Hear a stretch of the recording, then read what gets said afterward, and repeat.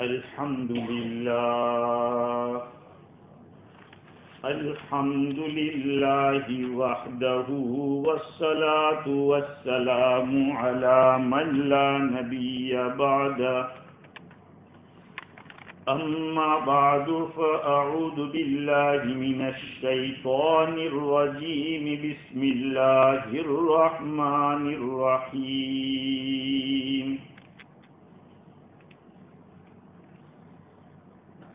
فآمنوا بالله ورسوله والنور الذي أنزلنا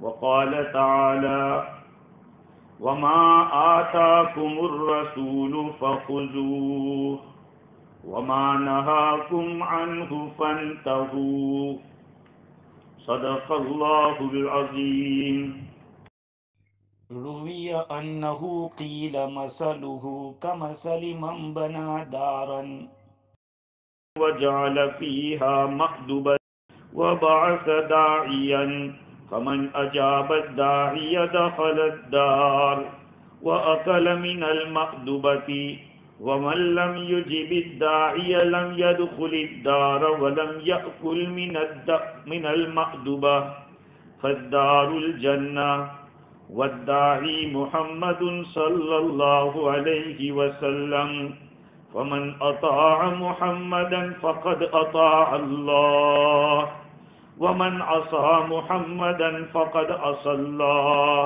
ومحمد فرق بين الناس أو كما قال عليه الصلاة والسلام. بزرگوں، پیارے بھائیوں، کئی دنوں سے آپ نے دیکھا ہوگا کہ دنیا کے اندر بڑی دھوم دھام سے حضور اکرم صلی اللہ علیہ وسلم کی پیدائش کو منایا جا رہا ہے. کوئی کسی اور نام سے تو کوئی کسی اور نام سے، کوئی سیرت کے نام سے پروگرام کر رہا ہے تو کوئی عید میلاد النبی کے نام سے کر رہا ہے.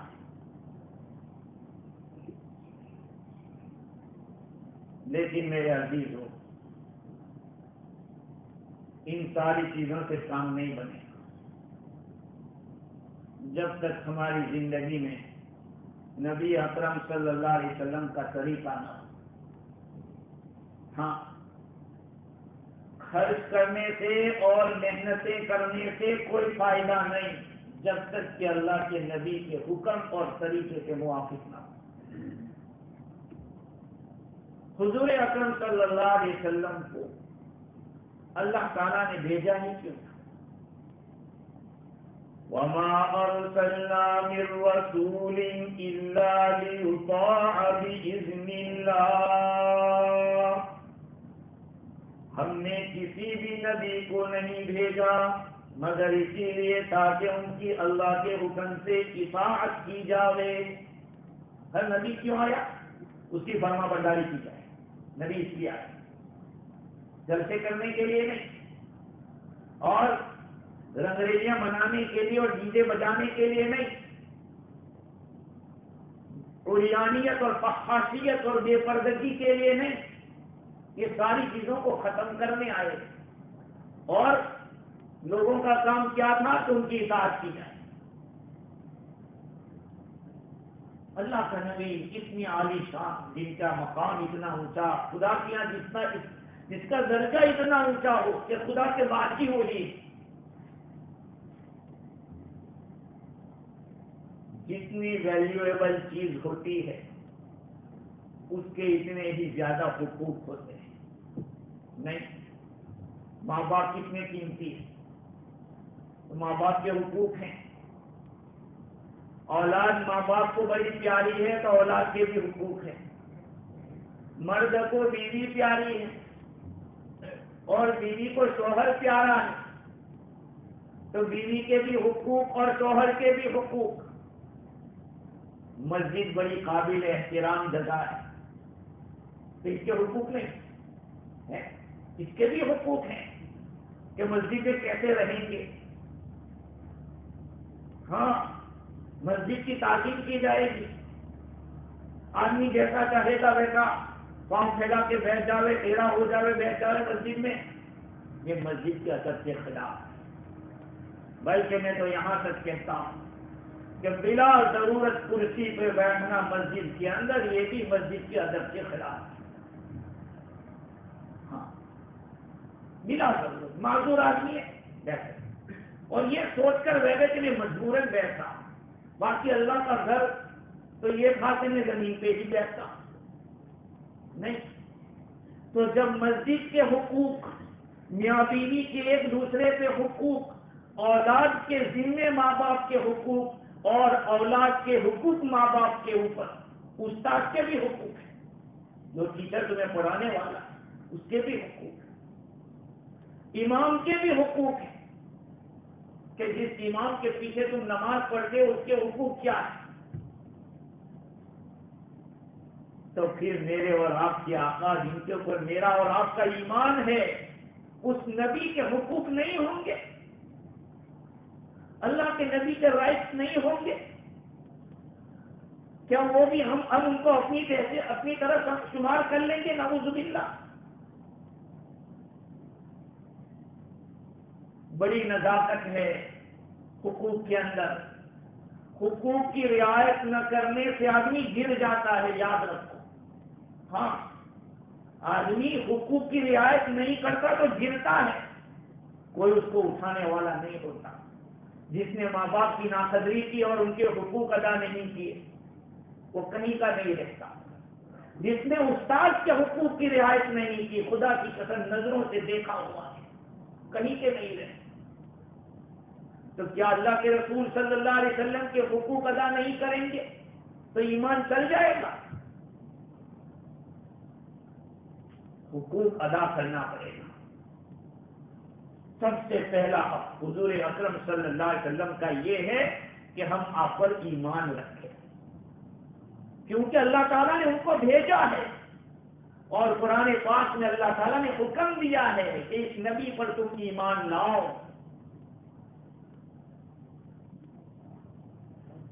اللہ تعالیٰ نے قرآن پاک میں فرمایا فَآمِنُوا بِاللَّهِ وَرَسُولِهِ، تم لوگ اللہ پر ایمان لاؤ اور اس کے رسول پہ ایمان لاؤ، یہ قرآن کا حکم ہے۔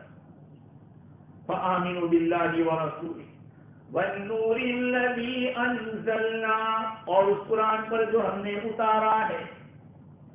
تو سب سے پہلا حق نبی صلی اللہ علیہ وسلم کا یہ ہے کہ ہم حضور پر ایمان رکھیں۔ اِنَّا أَرْسَلْنَاكَ شَاهِدًا وَمُبَشِّرًا وَنَذِيرًا لِتُؤْمِنُوا بِاللَّهِ وَرَسُولِهِ، ہم نے آپ کو رسول بنا کر بھیجا، گواہ بنا کر بھیجا، خوشخبری سنانے والا بنا کر بھیجا، تاکہ تم لوگ ان پہ ایمان رکھو۔ لِتُؤْمِنُوا بِاللَّهِ وَرَسُولِهِ، تاکہ تم اللہ پہ بھی ایمان رکھو اور اس کے رسول پر بھی ایمان لاؤ۔ دیکھو، رسول کا پہلا حق یہ ہے کہ رسول پر ہم ایمان رکھیں۔ اسی لیے حدیث شریف میں آیا، حضور اکرم صلی اللہ علیہ وسلم کا ارشاد حضرت عبداللہ ابن عمر رضی اللہ عنہ نقل کرتے ہیں کہ حضور نے فرمایا امرت ان اقاتل الناس حتى يشهدوا ان لا اله الا الله وان محمد رسول اللہ، مجھے حضور فرماتے مجھے حکم دیا گیا ہے اس بات کا کہ میں لوگوں سے فائٹ کروں یہاں تک کہ وہ لوگ گواہی دینے لگ جائے کہ اللہ کے سوا کوئی قابل عبادت نہیں اور میں اللہ کا رسول ہوں، اور محمد صلی اللہ علیہ وسلم اللہ کے رسول ہے۔ کہا اس وقت تک مجھے اللہ کا حکم کے فائٹ کرتا ایمان لے آئے، یہ حدیث۔ اور حدیث جبریل میں لمبی روایت ہے، مشکات شریف میں، بخاری شریف، مسلم شریف ایسی کتابوں میں یہ روایت آئی، بڑی لمبی تفصیلی روایت ہے۔ جبریل امین حضور کے پاس ایک آرڈینری آدمی کی شکل میں آ کے سوال کرتے ہیں، کئی سوال کیے، اس نے ایک سوال کیا تھا کہ مل اسلام، اسلام کس کو کہتے ہیں؟ بعض روایت میں کہ اخبرنی عن الاسلام، مجھے اسلام کے بارے میں بتائیے، حضور سے پوچھا، حضور نے فرمایا ان تشہد ان لا الہ الا اللہ وان محمد رسول اللہ، تو گواہی دے، زبان سے بولنا ہے، گواہی کا مطلب زبان سے بولنا ہے کہ اللہ کے سوا کوئی معبود نہیں اور محمد صلی اللہ علیہ وسلم اللہ کے رسول ہے، یہ اسلام ہے، یاد رکھو۔ ایک ہے اسلام، ایک ہے ایمان۔ آدمی پہلے اسلام پہ آتا ہے اور جب اس پہ محنت کرتا ہے تو پھر ایمان میں آتا ہے۔ ہاں، ایمان جب اسلام راسخ ہوتا چلا جاتا ہے، ایمان بڑھتا چلا جاتا ہے، نیک کیا کرے گا اور اللہ کے اوپر ٹرسٹ بڑھتا جائے گا، یقین بڑھتا جائے گا۔ اس حدیث سے بھی پتا ہے کہ اللہ کے نبی پر ایمان لانے، یہ گواہی دینا ضروری ہے۔ اور جبریل امین نے پھر حضور سے پوچھا مل ایمان، آپ مجھے ایمان کے بارے میں بتائیے۔ فرمایا ان تؤمن باللہ وملائکتہ وکتبہ ورسلہ، تو اللہ پر ایمان رکھے اور اس کے فرشتوں کے اوپر، اس کی کتابوں کے اوپر، اس کے رسولوں پر۔ تو یہ بات معلوم ہوئی کہ اللہ کے نبی پر ایمان لانا ضروری ہے۔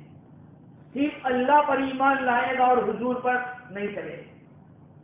قاضی عیاض مالکی نے کتاب الشفا کے اندر لکھا ہے کہ ان حدیثوں سے اور آیتوں سے پتہ چل گیا کہ ایمان کے اندر دل سے ماننا ضروری ہے اور اسلام کے لیے زبان سے اقرار کرنا ضروری ہے، اور یہی حالت محمود ہے، اچھی ہے، قابل تعریف ہے۔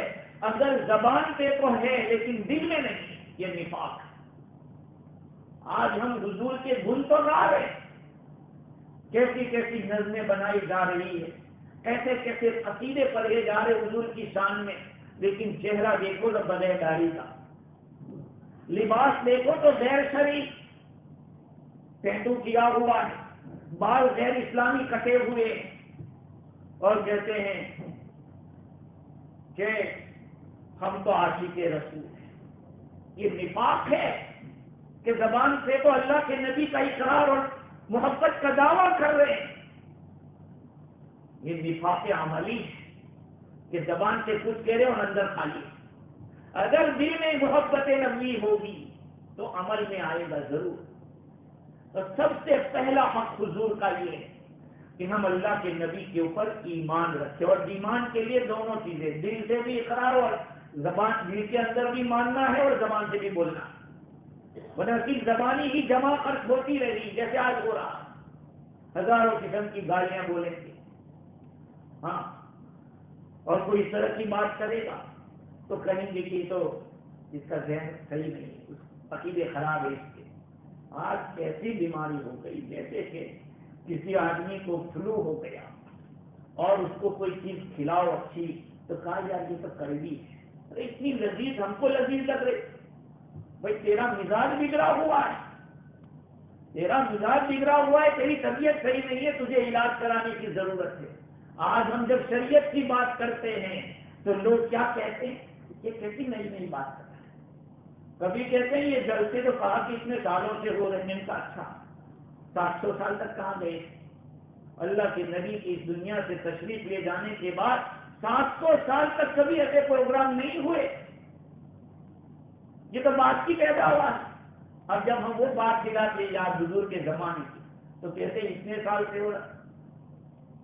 ایک صاحب نے مجھے کہا کہ اتنے سالوں سے تو پہلے تو ٹیلی ویژن بھی نہیں تھا، پہلے فون بھی نہیں تھا، گاڑیاں بھی نہیں تھی، لوگ گھوڑے پہ جاتے، تو کیوں یہ گاڑیوں پہ آ گئے؟ آج ایسا مزاج بدل گیا کہ صحیح بات کہنے والا دشمن لگ رہا ہے، اور شریعت کو جاننے کا آدمی کو فکر نہیں ہے، سوچتے ہیں کہ اگر ہم نے شریعت کو جان لیا تو پھر تو ہم کو عمل کرنا پڑے۔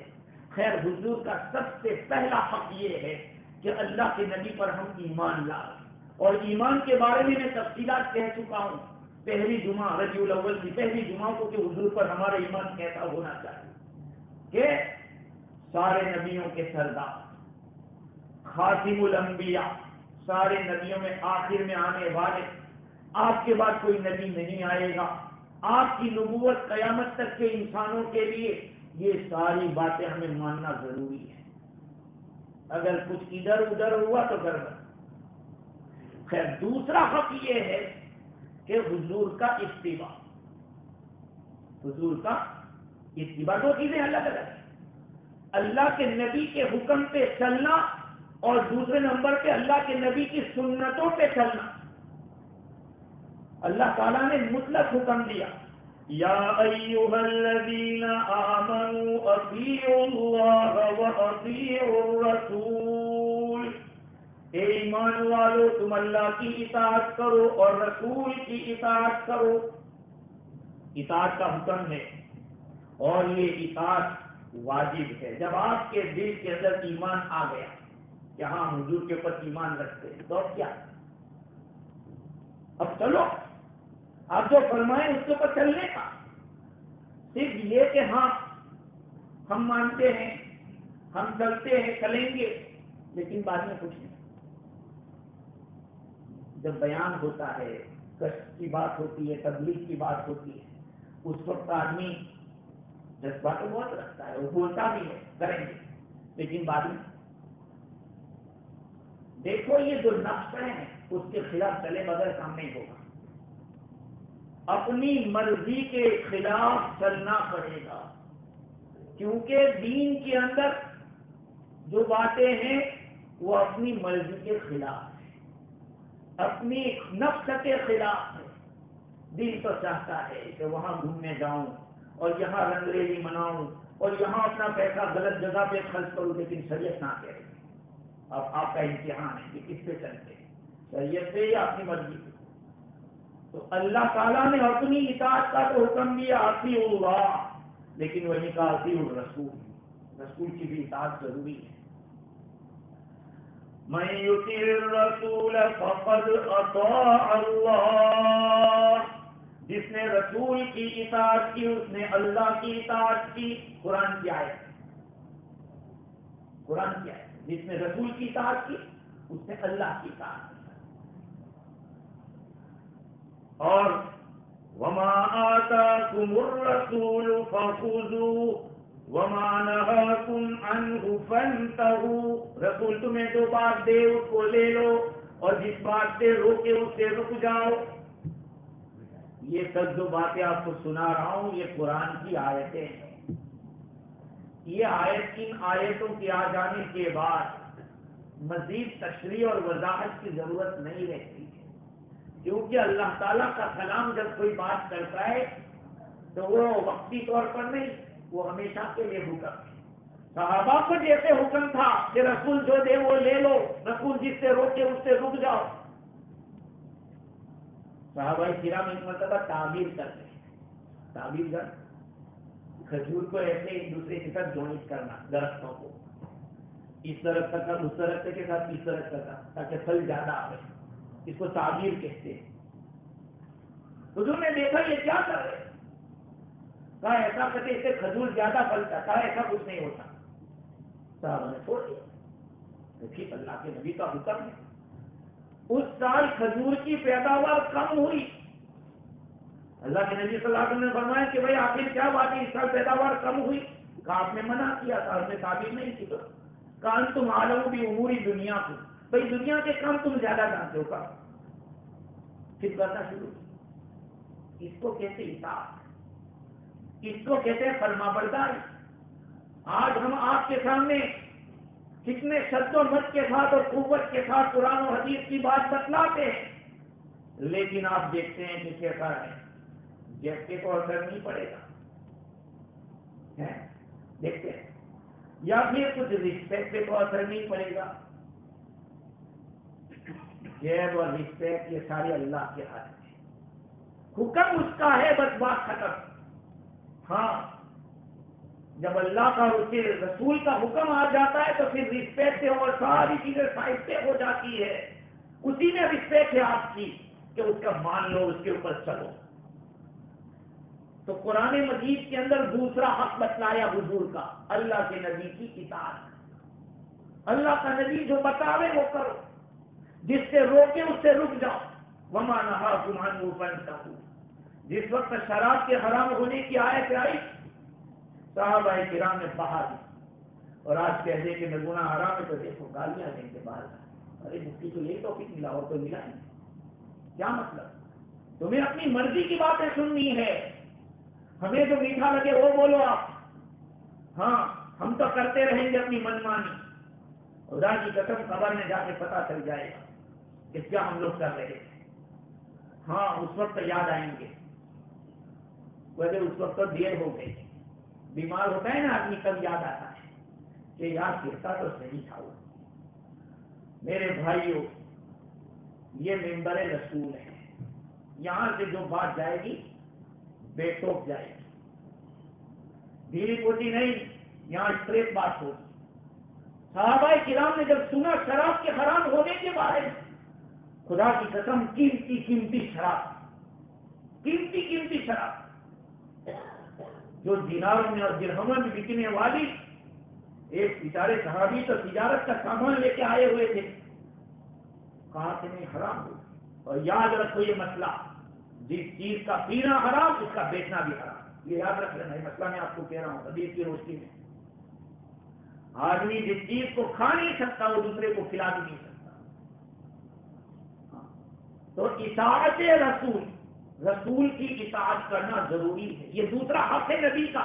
ہم کلمہ تو پڑھتے ہیں لا الہ الا اللہ محمد رسول اللہ، لیکن حضور کا حق یہ ہے کہ حضور کا اتباع کریں. اتنے ہیں ہم آگے. اطاعت کے بارے میں، حضور کی اتباع کے بارے میں ہم کہاں بیٹھے؟ کیسے حضور کی اطاعت کی جائے؟ سہل بن عبداللہ تستری رحمۃ اللہ علیہ سے پوچھا گیا کہ اسلام کے شرائع کے بارے میں بتلائیے، تو کیا فرمایا؟ قرآن کی آیت یہ پکڑ لو، ما آتاکم الرسول فخذوہ وما نہاکم عنہ فانتہوا. رسول تمہیں جس بات کا حکم دے وہ لے لو، اور جس سے منع کرے اسے رک جاؤ، بس بات خلاص. اور علامہ سمرقندی رحمۃ اللہ علیہ فرماتے ہیں کہ اطیع اللہ کا مطلب یہ ہے کہ اللہ کے فرائض کو پورا کرو، اور اطیع الرسول کا مطلب یہ ہے کہ حضور کی سنتوں کو ادا. ہم نے سنت داڑھی کو تو سمجھا، مسواک کو نہیں سمجھا. میں نہیں دیکھتا کسی کو جلدی مسواک کرتے، مسواک نہیں. اور پھر بہت ساری ایسی باتیں جس کو ہم سنت سمجھتے ہی ہیں. سلام پہلے کرنا، جو ملے اس کو، اس کا جواب دینا تو واجب ہو گیا ہے. پہلے سلام کرنا یہ سنت ہے. ان سنتوں کو ہم نے سنت نہیں سمجھا، بس کچھ چیزوں کو ہم نے دین سمجھ لیا، اس کو ہم نے سمجھ لیا کہ یہی دین ہے. اس کے لیے میرے بھائیوں کتاب و سنت کو کھنگالنا پڑے گا، علماء کے پاس جانا پڑے گا، جنہوں نے 10 15 سال تک اپنے بدن کو گھسا ہے، چٹائیوں پہ بیٹھ کے استادوں کے سامنے دانوئے تلمس طے کر کے انہوں نے سیکھا ہے. علم ایسے نہیں آ جاتا ہے. ہاں علم ایک نور الہی ہے، نور الہی ہے، وہ اللہ ڈالتا ہے سینے کے اندر. کتاب پڑھ لینے سے علم نہیں آتا، وہ تو کسی کی خدمت میں رہنا پڑتا ہے، کسی کی جوتیاں سیدھی کرنی پڑتی ہے. خیر تو یہ دوسرا حق ہے. حضور اکرم صلی اللہ علیہ وسلم کا ارشاد حضرت ابو ہریرہ رضی اللہ عنہ نقل کرتے ہیں، آقا صلی اللہ علیہ وسلم نے فرمایا من اطاعنی فقد اطاع اللہ، جس نے میری اطاعت کی اس نے اللہ کی کی. ومن عصانی فقد عصى اللہ، جس نے میری نافرمانی کی اس نے اللہ کی نافرمانی. اور ومن اطاع امیری فقد اطاعنی ومن عصى امیری فقد عصانی. حضور فرماتے ہیں کہ جس کو میں نے امیر بنا کے بھیجا ہے، صحابہ کو جماعت جاتی تھی جہاد کے لیے جاتی تھی تو امیر ہوتے. ہاں حضور نے بنا دیا اسامہ بن زید رضی اللہ عنہ بالکل جوان ہے. میں نے جس کو امیر بنایا اس کی اطاعت جو کرے گا اس نے میری اطاعت. اور جس کو میں نے امیر بنایا ہے، دیکھو امیر بنایا جاتا ہے، بنایا جاتا ہے. حضور بناتے ہیں. صدیق اکبر بھی خود بخود خلیفہ نہیں بن گئے، انہوں نے تو حضرت عمر کا نام لیا. حضرت عمر نے کہا نہیں، صدیق اکبر ہوتے ہوئے میں کہاں بن سکتا.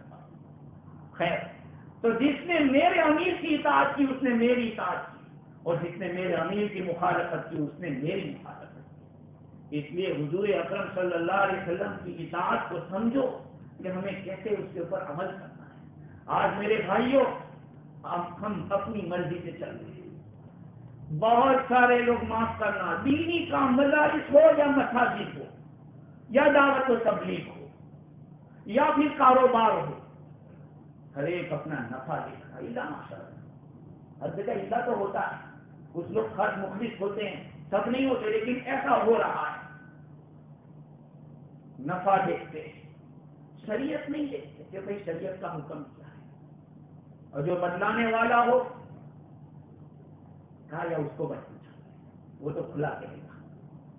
اس مفتی کو مت پوچھو، کوئی فلیکسیبلٹی والا ہو تو اس کو پوچھو تاکہ وہ کوئی راستہ ایسے سائٹ والا نکال دے.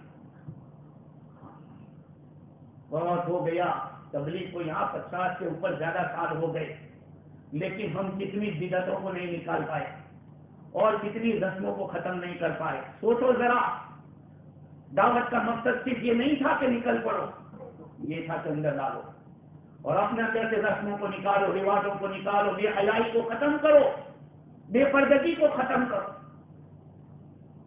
ہاں تبلیغ کا مقصد یہ ہے. آج ہم مقصد سے ہٹ گئے. تو میں یہ عرض کر رہا تھا کہ بہت سارے لوگ یہ سوچتے ہیں کہ اطاعت حضور کی وہاں ہوگی کھانے کے اندر کے سنت سے صاف کر لو گے. بہت اچھا، حق بولنا بھی سنت ہے، حق بولنا بھی سنت رسول ہے. ہاں ایک اور روایت حضور اکرم صلی اللہ علیہ وسلم فرماتے ہیں کہ اس چیز کی مثال، میری مثال اس آدمی کی طرح ہے. مثلی کا مثلی من بنا دار، میری مثال اس آدمی کی طرح ہے جس نے کسی گھر کو بنایا، تعمیر کیا، ایک مکان تعمیر کیا اور اس نے ایک بہترین دسترخوان بچھا دیا. آؤ، ایک آدمی کو بھیجا دے گا، سب کو بلا کے کھانے کے لیے، دسترخوان بچ چکا ہے. جس آدمی نے اس داعی کی یعنی دعوت دینے والے کی دعوت کو قبول کیا، وہ کیا کرے گا؟ گھر میں بھی جائے گا، جا کے دسترخوان سے کھائے گا بھی.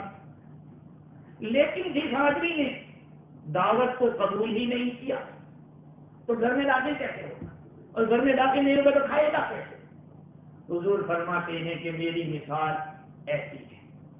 اب جو گھر ہے وہ جنت ہے اور بلانے والا میں ہوں. حضور فرماتے ہیں، حضور اکرم صلی اللہ علیہ وسلم داعی ہے، جنت کی طرف بلا رہے ہیں، آ جاؤ آ جاؤ.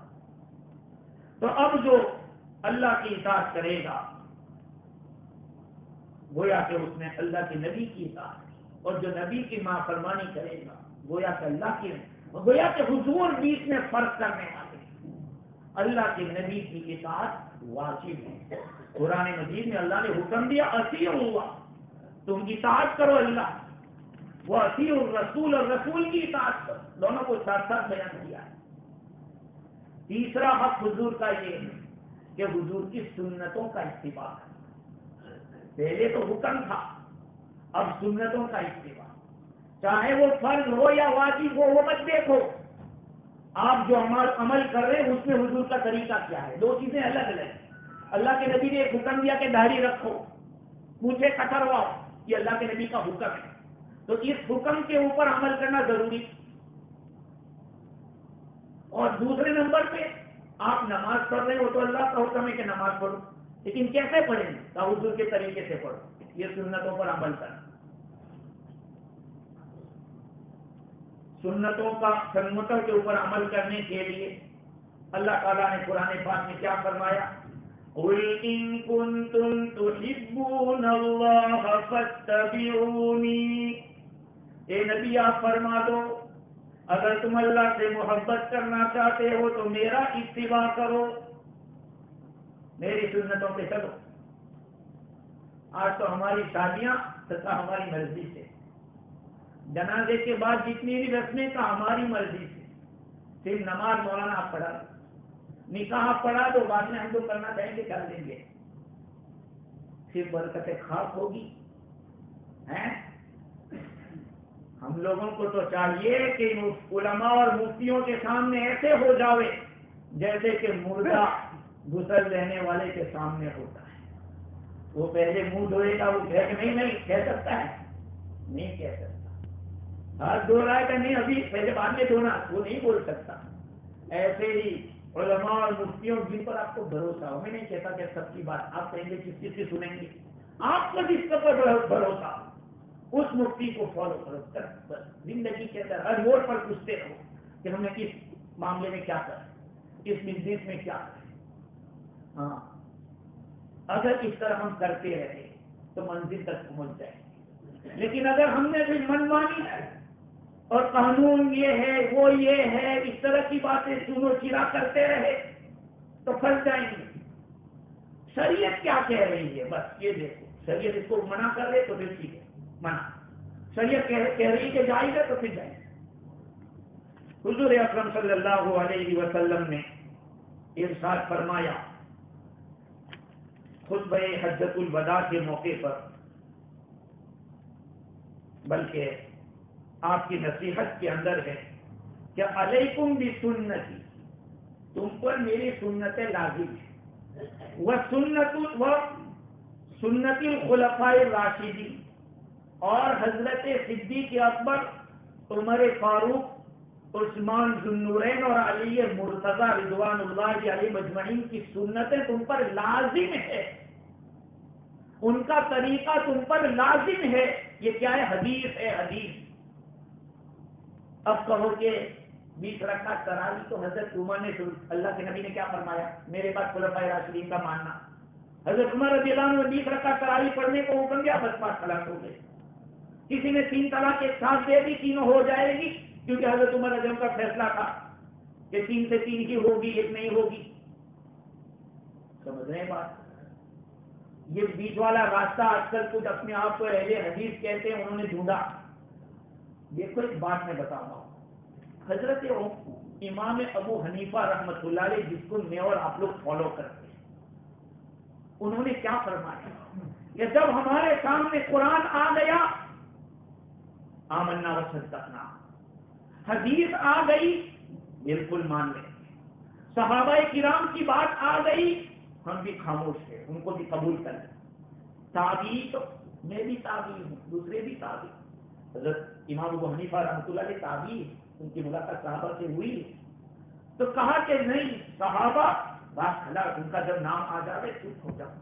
لیکن آج کل ایک فرقہ ایسا کر رہا ہے، وہ کہہ رہا ہے کہ نہیں وہ تو صحابی کی بات، صحابی کون تھا؟ وہ تیرا دوست تھا، اللہ کے نبی کا دوست، اللہ کے نبی سے جس نے فیض حاصل کیا، اس لیے صحابہ کو نارمل مت لیا کرو، اللہ کے نبی کا نام بھی بہت اکرام سے لیا کرو۔ ہاں بہت سارے لوگ، ابھی ایک بات بتاتا ہوں، ہم لوگوں نے اکرام کیا سمجھ لیا، یہ بات میں نے ایک دفعہ نہیں 100 دفعہ سنی یہاں پر سے، کہ حضور کا پرچھائی نہیں تھا، حضور کی پرچھائی تھی، حضور کا سایہ تھا۔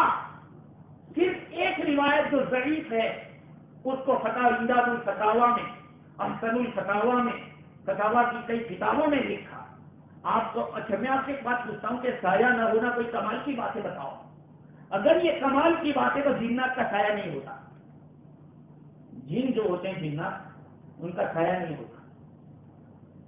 علماء کرام نے لکھا ہے کہ ایک ضعیف روایت ہے، اور ایک بات میں اور آگے کہہ دوں آپ کو، کیونکہ بات نکل پڑی ہے اس لیے میں کہہ دوں گا، حضرت نبی اکرم صلی اللہ علیہ وسلم کا نام آوے تو اس طرح سے سننا، یہ ایک ضعیف روایت حضرت صدیق اکبر رضی اللہ عنہ کی ہے، اور مشکات کے حاشیے میں اس کو لکھا ہے۔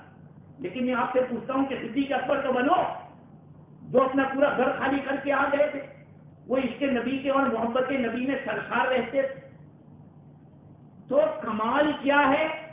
حضور کا سایہ تھا نہیں تھا، وہ ایک ضعیف روایت میں ہے۔ اس کا جواب مولانا تھانوی رحمۃ اللہ علیہ اور مفتی کفایت اللہ رحمۃ اللہ علیہ اور بہت سارے فقہا نے اس کا جواب دیا کہ وہ روایت ضعیف ہے، اس میں فلاں راوی قابل اعتبار نہیں ہے۔ اور یہ تو اگر سایہ نہیں ہوتا تو ایک قسم کا معجزہ ہوتا، اور معجزے کو ثابت کرنے کے لیے جھٹکی پکی روایتیں چاہیے، مضبوط روایت چاہیے، کیونکہ ایک چیز جو عقل میں آنے والی بھائی جسم ہے، حضور کا جسم تھا، باڈی کی حضور بشر سے جیسے پہلے بیان ہو چکا ہے اس کے اوپر۔ خیر تو یہ کمال نہیں ہے، کمال تو یہ ہے کہ حضور نے جو طریقہ بتایا اس میں کامیابی ہے، اس کو اپناؤ، یہ اصل کمال ہے۔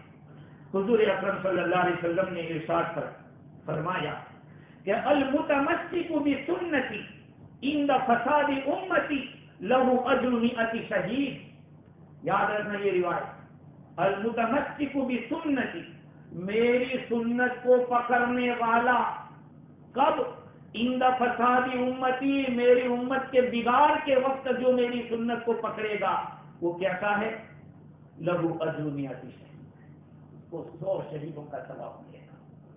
اور بعد میں یہ ہے کہ میری کوئی سنت مردہ ہو چکی ہے، اس مردہ سنت کو جو زندہ کرے گا 100 شہیدوں کا ثواب۔ دیکھو جمعہ کے دن فجر کی نماز میں پہلی رکعت میں سورہ سجدہ پڑھنا اور دوسری رکعت میں سورہ دہر پڑھنا، یہ حضور کی سنت ہے، اور بڑی پابندی کے ساتھ حضور پڑھتے تھے اس کو۔ آج ہمارے یہاں سے ختم، ہم بھی اپنے ساتھیوں کی رعایت میں ایک کو پڑھتے، ایک جمعہ کو چھوڑتے تھے، ایک جمعہ پڑھتے، وہ رعایت کرنی پڑتے، کچھ معذور لوگ ہوتے ہیں ان کا خیال کر لیتا، لیکن یہ سنت کو ادا کرنا یہ 100 شہیدوں کا ہے، کیونکہ مردہ ہو چکی ہے سنت۔ تو میرے بھائیوں، حضور کی سنتوں کے بغیر چارے کار نہیں ہے۔ آپ اپنے برتھ ڈے منائیں، آپ پیزا چالیسواں کریں، اور پتہ نہیں خلاف شرع کتنے کام کریں، اس کے بعد کیا کرو؟ نہ گناہ کیے، یعنی وہ قرآن کی قدر کی تم نے، ہاں ہے یہ تم نے قرآن کی قدر کی اور مولانا کے درس کی قدر کی تم نے، اس ناقدری کے اوپر خدا کا عذاب آ سکتا ہے، یاد رکھیں، ناقدری کے اوپر اللہ کی ناراضگی ہوتی ہے۔ ہاں، تعصی الرسول وانت تظہر حبہ، ھذا لعمری فی القیاس بدیع، رسول کی نافرمانی کر رہا ہے اور حضور کی محبت کو ظاہر کر رہا ہے، خدا کی قسم یہ تو عجیب معاملہ ہے۔ لو کان حبک صادقا لاطعتہ، ان المحب لمن یحب مطیع، اگر تیری محبت سچی ہوتی تو تو ضرور اطاعت کرتا، اس لیے کہ محبت کرنے والا اپنے محبوب کا مطیع ہوتا ہے۔ بیوی نے کہا کہ ابھی یہ لے کے آؤ، اچھا چلا فوراً بھاگے جاتے، کیوں؟ محبت ہے اس کے ساتھ۔ اللہ کے نبی نے فرمایا کہ دھاری رکھو، شرعی لباس پہنو، کہا کہ نہیں، کیوں نہیں؟ کہا کہ ابھی ہمارے ماحول میں نہیں چلتا ہے، یہ ہماری مرضی ہے، وہ رسول کی مرضی اور یہ ہماری مرضی ہے۔ کہتے ہیں شرعی لباس پہنو، کہا نہیں، ہم اس کے اندر کمفرٹ ہے، ہمیں یہ کمفرٹ لگتا ہے۔ ارے اللہ کے بندے، ہر زمانے کے نیک لوگوں کا لباس وہ شرعی لباس ہوتا ہے۔ ابھی الحمدللہ میں بہت خوش ہوئی مانا کر کے ہمارے رہتی کے لوگوں نے الحمدللہ بہت داڑیاں رکھ لی ہیں، بہت سے لوگوں نے، نوجوانوں کے چہروں پہ بھی داڑیاں دیکھ کر مجھے بڑی خوشی ہوتی کہ دیکھو الحمدللہ نور کا چمک، چہرہ چمکتا ہے۔ ایک ایک سنت سے عمل کرو میرے بھائی، دیکھو زندگی کا مزہ پھر کیا ہے۔ ہاں، ہم نے چند چیزوں کو جو سمجھ لیا ہے اس سے نکلو، ہر عمل کے اندر سنت کو فالو کرو، ہر عمل میں۔ ہماری تہجد مس نہ ہونے پائے، اوابین مس نہ ہونے پائے، اس کی کوشش کرو۔ اگر یہ چیزیں ہمارے اندر آئے گی میرے بھائیوں، خدا تو آج بھی وہی ہے، نعوذ باللہ، خدا بدلا نہیں، خدا آج بھی وہی ہے، ہاں وہی پاور ہے اس کا، وہ تو ہمیشہ سے اور ہمیشہ رہے گا۔ ہم بدل گئے، ہماری سوچیں بدل گئی اور ہم بزدل بن گئے، سنتوں کے اوپر عمل کرنے میں ہم ڈھیلے پڑ گئے، کہا نہیں ہو سکتا۔ بات کہتے کہ بیوی نہیں مانتی ہے تو بیوی کیسے مانے گی؟ تو خدا کا نہیں مانتا ہے تو تیرا نہیں مانے گی، تو خدا کا مانتا ہو جاتے، مانتے ہو جاتے، کیسے تیری مانتے بیوی؟ دیکھ، اس لیے میرے بھائیوں کہا جا رہا ہے کہ حضور کے حقوق میں سب سے پہلا حق حضور پر ایمان لانا، ایک، دوسرا حق حضور کا اتباع کرنا، حضور نے جو بات فرمائی اس کا اتباع، اور تیسرا حق یہ ہے کہ حضور کی سنتوں کا اتباع کرنا. اور عمر بن عبدالعزیز رضی اللہ تعالیٰ عنہ فرماتے ہیں کہ حضور صلی اللہ علیہ وسلم نے جو طریقہ رائج کیا اور بعد میں خلفائے راشدین نے جو طریقہ رائج کیا وہ ایسا ہی ہے جیسے کہ اللہ کی کتاب پر چلنا. کیونکہ حضور کا ہر عمل قرآن کی ایکسپلینیشن کیا ہے, حدیث کیا ہے بتاؤ. حدیث جو قرآن میں اس کی وضاحت ہے. بھائی اللہ کے نبی کو اللہ نے کیوں بھیجا تھا؟ قرآن سمجھانے کے لیے اور عملی طور پر دکھانے کے لیے کہ کیسے عمل کرنا, اسی لیے تو بھیجا. اس لیے حدیث میں جو آیا ہے وہ قرآن کا ایکسپلینیشن ہے. حدیث میں جو آیا اور صحابہ کرام نے جو کہا ہے وہ کہاں سے کہا؟ اپنی مرضی سے وہ کہیں کہ نعوذ باللہ انہوں نے حضور کو کرتے دیکھا ہوگا اور شریعت کا مزاج سمجھا ہوگا, تبھی تو وہ لوگ یہ بات کہہ رہے. اس لیے میرے بھائیوں ان 3 حقوق کو آج میں نے بیان کیا ہے, اس کے اوپر آدمی غور و فکر کرے کہ میرا حضور کے بارے میں ایمان کتنا ہے اور کیسا ہے, اور میں حضور کا اتباع کتنا کر رہا ہوں, حضور کی سنتوں پہ میں کتنا چل رہا ہوں. پھر آگے بڑھیں. ہمارے کو اللہ معاف کرے اگر ہم حرام کے مرتکب ہیں تو پہلے تو اس کو چھوڑیں. ہم فرائض کے چھوڑنے والے ہیں تو پہلے اس کو پکڑے, فرائض کو. ہاں آپ کہیں گے تم اوابین کی بات کرتے ہیں, یہاں فجر کی بات کرو نہیں, اس کے نالے پڑھ رہے ہیں. کوشش کریں ہماری ایک فرض نماز بھی چھوٹنے نہ پائے, کیونکہ آج کل میرے بھائیوں فرشتے بہت تیزی کے ساتھ دوڑ رہے ہیں, ذرا بہت جلدی موت آ رہی ہے لوگوں کی. اس لیے کہیں ایسا نہ ہو کہ کسی کی باری آ جاوے اور اس کے ذمے بہت ساری نمازیں رہ گئی ہو. اس لیے اس کی کوشش کرو کہ ایک بھی نماز نہ چھوٹے, اور جتنا ہو سکے کسی برکت پہ, کسی مسجد پہ جہاں چانس لگے نماز پڑھ لو, قرآن کی تلاوت کرو, ذکر کرو. اس لیے کہ پتہ نہیں کب موت کا فرشتہ آ جائے اور بلا کے لے جائے. اللہ تعالیٰ مجھے کہنے سے زیادہ, آپ حضرات کو سننے سے زیادہ عمل کی توفیق عطا فرمائے.